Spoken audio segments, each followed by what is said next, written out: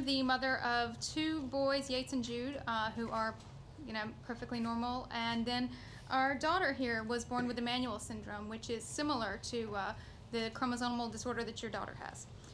And I'm curious as to what you think the government's role is or should be in the lives of special needs children. Obviously, it's complicated. She just got out of surgery at Duke last week. There's a lot of needs to be considered. And what do you think the government should be doing to help parents? Well, I'm jumping in here, but feel free to fill in, Karen. Our feeling is that, I'll just take it from our perspective. Our feeling is that we want to do everything we can to care for our child, and to the extent that we can do so and financially do it, we don't only feel an obligation to do it, we want to do it. We believe that those are resources that I can't imagine how to spend them any better than on this beautiful child that is the center of our life and we love more than life itself. And so,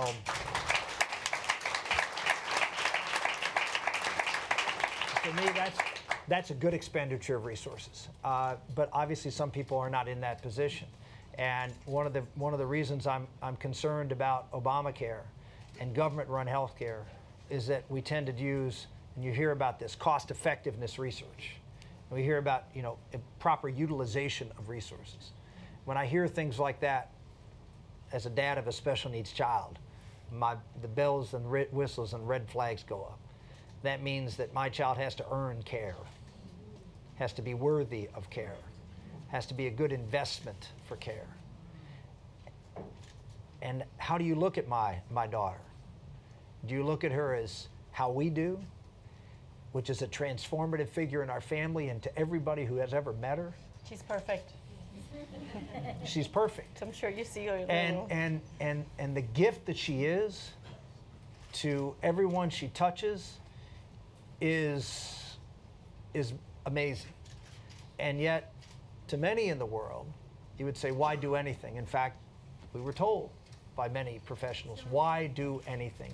Let her go. She isn't worth fighting for because she won't be able to do anything.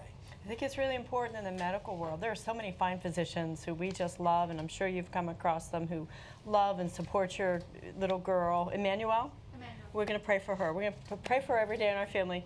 Her name is Hermione. Emmanuel is the name of her syndrome. We're going to pray for her every day and hope that she does really well. But it's interesting how they categorize certain diagnoses, and what we got a lot, which it sounds like you did, lethal diagnosis, incompatible with life. They really have to stop using those words, because when they do, it leads to lethal outcomes. And we have found that, and I'm really on a mission now to really help change the wording and how they present these diagnoses to parents. And I love Children's Hospital of Philadelphia because their mantra is just give the child a chance. Give them a chance. See what the issues are, give the child a chance, love and support the families. And but there's no doubt, these kids, we feel, and I'm sure you do, that it's a real honor for anyone to be taking care of our little Bella, because she is truly an angel from heaven, as is your little girl, and worthy of the same dignity and respect as any other child. The sad thing is, you frequently have to turn into a mama bear to get the care, and I could talk to you for weeks about stories. Bella's first year of life was really a challenge, and she has a happy, beautiful, wonderful life. She is so joyful, but that initially it was really a challenge, just getting the basic care. And so, to answer your question more directly, I think we, to the extent that parents can and should provide for their children, but to the extent they can't, just like any chronic disorder, anytime you have extraordinary costs associated, that's a cost that should be, in some respects, socialized, whether it's a high-risk pool, or whether at a state level, or whether it's because of the disability Medicaid that will provide for that. That, to me, is a very appropriate way for society to affirm the dignity of every child. Absolutely.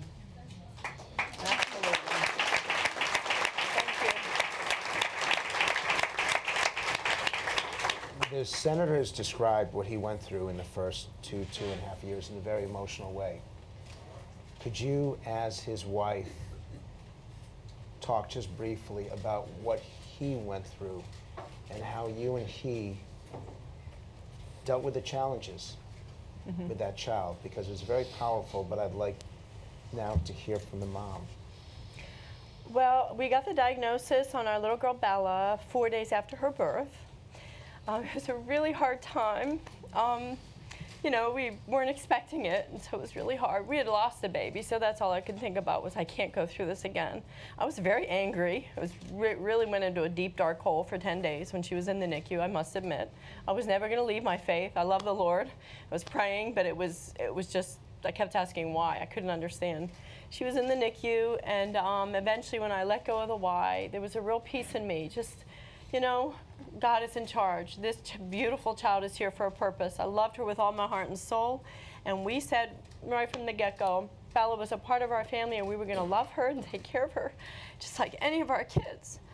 Rick was a little different. He held back a little bit because he had to be the rock, the strong guy, you know, holding us all together. I was totally falling apart. It was a very hard time, hardest thing. For any of you moms out there who've been through this, you know the pain and what a challenge it can be.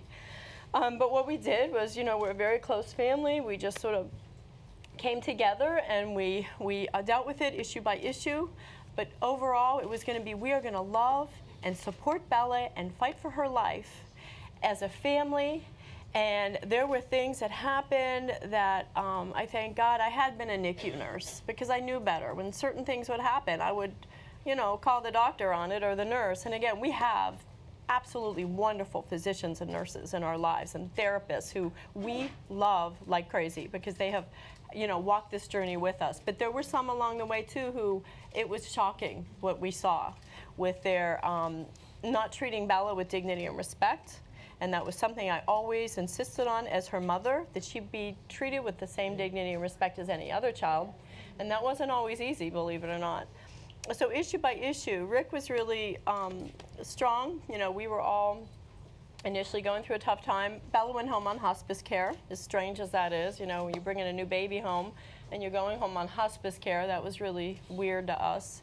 But you know, we got home from the NICU and we both said, we want to focus on Bella's life. Our children are so dear. They love her like crazy.